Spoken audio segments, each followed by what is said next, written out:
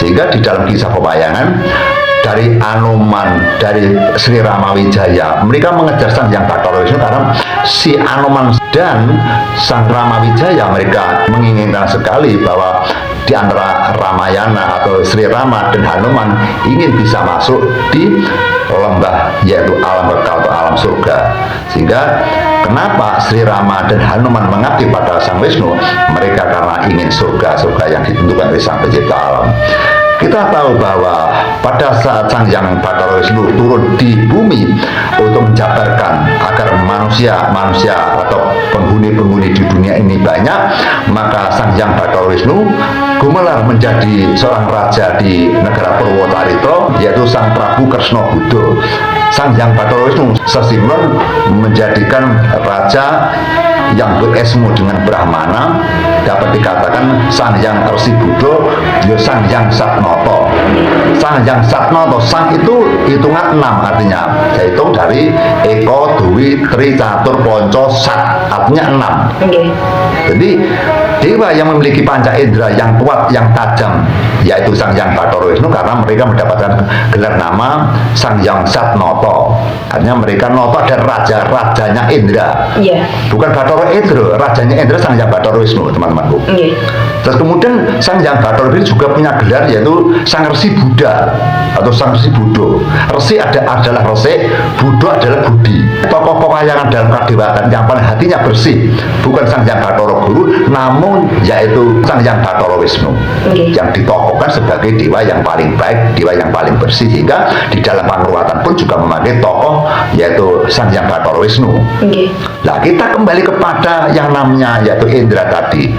Sehingga yang namanya orang punya kelebihan indra yang keenam. Nah, artinya mereka harus bisa manunggalkan panca indra. Karena Wisnu itu namanya kan Wismanunggal. Artinya Wismanunggal, yang manunggal apa? Yang manunggalkan panca indra itu loh. Jadi panca yang kelima, jadi Paningal, Panggondo, Pangurungu, Pangucap, Pangroso itu harus manunggal. Karena harus ada di dalam ini harus ada Wisnu gitu loh. Harus manunggal. Kalau sudah manunggal maka ada Rasa lagi, ada indra lagi yang dinamakan Indra Satnoto atau indra yang keenam. Kalau orang dulu mengatakan Indra Satnoto, kalau orang sekarang menamakan indra yang keenam. Mohon maaf Mbah, kalau masyarakat kita ini mengatakan dengan mudah yang namanya orang yang memiliki indra keenam itu biasanya yang bisa melihat hantu dan lain sebagainya, itu berarti tidak benar Mbah? Tidak benar. Jadi orang yang memiliki indra yang keenam itu tidak harus melihat hantu, bisa.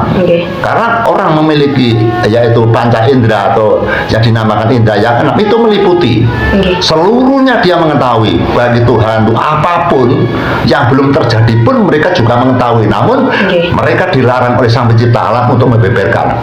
Kalau misalkan 3 hari lagi ada genjatan alam, 3 minggu lagi akan mengetahui temannya meninggal, 3 minggu lagi akan ada bencana besar, itu mereka tahu, tapi dilarang atau tidak mau mengatakan. Kalau dia mengatakan mereka mendapatkan laknat dari Sang Pencipta alam. Makanya mereka yang punya indra yang keenam, mereka tidak membeberkan dengan rahasia-rahasia yang diterima gitu loh. Berarti kita nggak bisa memprediksi Mbak, oh orang ini memiliki indra keenam atau tidak, itu kita nggak bisa memprediksi nggih? Yang bisa memprediksi orang yang memiliki indra. Apabila ada orang yang punya indra yang keenam, yang bisa menilai orang yang memiliki indra yang keenam, teman-teman. Yang kita kata hanya orang pintar gitu saja, dianggap orang pintar. Karena orang pintar belum tentu punya indra 6 gitu loh. Orang pintar belum tentu punya indra yang keenam gitu loh. Kalau orang yang punya indra yang keenam, tentu mereka tidak bisa dianggap orang ngerti dan orang pintar gitu loh. Makanya tidak semudahnya kita bayangkan bahwa yang namanya orang punya indra keenam, persyaratannya banyak sekali. Mereka dikatakan punya indra keenam, tapi tingkah pakartinya, ucapannya, apa yang dikerjakan selalu menabrak-nabrak dengan kitab, menabrak-nabrak dengan agama, menabrak-nabrak dengan kepentingan belayan, kemudian menjalankan kemurkaan, menjalankan kemaksiatan. Jelas mereka tidak akan bisa dapat dikatakan punya indra yang keenam. Apabila dikatakan indra yang keenam, tentu mereka takut dengan perbuatan-perbuatan yang mengakibatkan dosa. Karena yang namanya indra yang keenam mereka mengetahui. Intinya orang yang memiliki indra yang keenam mereka pasti mengetahui segala hal. Nah, kata-kata mengetahui itu roh, kalau sudah roh dia ketakutan untuk membicarakan. Kan di dalam roh tadi harus tidak boleh dipamerkan. Kalau mereka tahu terus dikatakan orang, itu artinya mereka riak atau pamer. Nah, pamer ini yang dilarang oleh tuntunan dan aturan daripada ilmu kejawen kita, ilmu leluhur kita, ilmu wong Jawa, ilmu kasampurnan, ilmu kepangeranan. Jadi ilmu kepangeranan yaitu rahasianya tidak boleh untuk memamerkan kepada siapapun. Kalau kawruh bisa dijabarkan karena kawruh merupakan pelajaran pewarah dadi weruh. Tapi kalau ilmu-ilmu yang bersifat itu ya kekuatan-kekuatan, kemanjuran-kemanjuran yang diberikan oleh Tuhan Sang Maha Pencipta itu tidak boleh dipamerkan kepada siapapun, karena apabila dipamerkan justru mereka akan leder, mereka akan leleh, dan mereka akan dibodohkan Tuhan, dan mereka akan diberikan cobaan-cobaan yang sangat besar daripada Sang Pencipta alam. Jika kita kembali kepada titik permasalahan kita bahwa apabila kita mempelajari tentang indera yang keenam itu tidak mudah yang kita bayangkan. Mohon maaf Mbak, apakah jenengan juga memiliki indera keenam Mbak? Terima kasih pertanyaannya Mbak Lulu, sangat baik sekali bagi saya. Teman-temanku yang saya hormati dan saya muliakan, bahwa secara jujur dan secara terang-terangan, secara jujur saja, bahwa kita pun juga belum bisa mengaji ke dunia indera yang keenam. Kita tidak punya indera yang keenam, teman-temanku. Kita hanya terbatas pada pelajaran, sehingga kita tidak sampai ke indera keenam. Karena mempelajari indera keenam tidak semudah yang kita bayangkan. Kecuali indera yang keenam diberikan Tuhan secara langsung. Itu tidak dapat kita kategorikan dengan pelajaran, karena itu dikendaki oleh Sang Pencipta alam, gitu. Terus cara kita mengetahui kalau kita memiliki indera keenam atau tidak, ini berubah? Ya, kita apabila sudah menjalankan dengan pelajaran dari indera yang keenam atau panca indera, tentu kita dilihat dari tingkah baktinya, dilihat dari sehari-harinya, dilihat dari ucapannya, jelas itu tidak sama dengan orang yang lain, karena orang memiliki panca indera jelas mereka menjalankan perbuatan yang baik.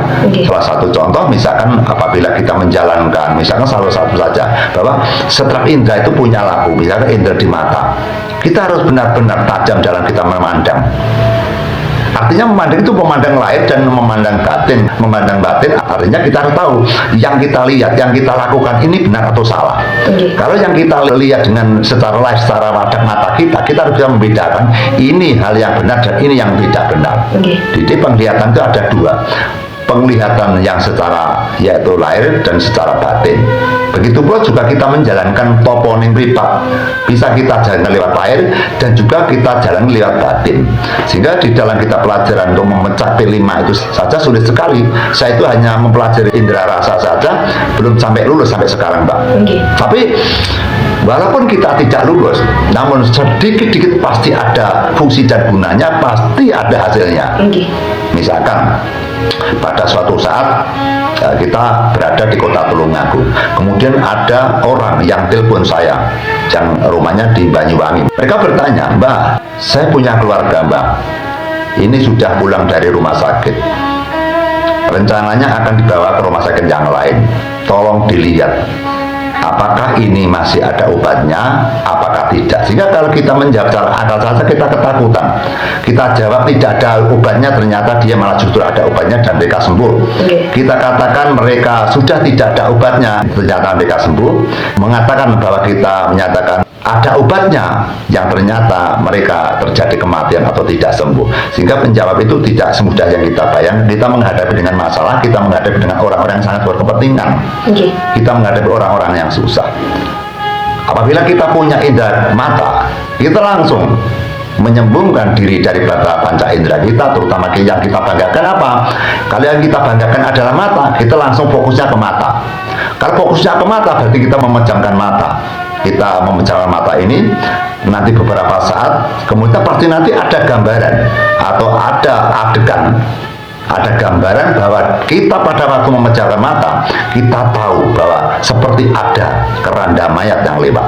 Padahal mata kita terpejam seperti ini, Mbak. Tapi pada kita terpejam dengan mata seperti ini, itu jelas sekali, seperti tidak kita merem, seperti kita tidak memejamkan mata. Jadi ada keranda yang tampak orang berjalan tuh. Kalau kita tidak buat, kita memejamkan lagi, tiba-tiba itu ada lagi, yaitu ada seperti cahaya lampu, dan lampu itu juga berjalan ceret gitu. Karena sensitifnya bahwa di daerah kita apabila ada orang mati di depan mayat pasti dikasih lampu, Mbak. Di atasnya sini, Mbak. Ya, di atasnya kepada lampunya itu ciri-cirinya itu.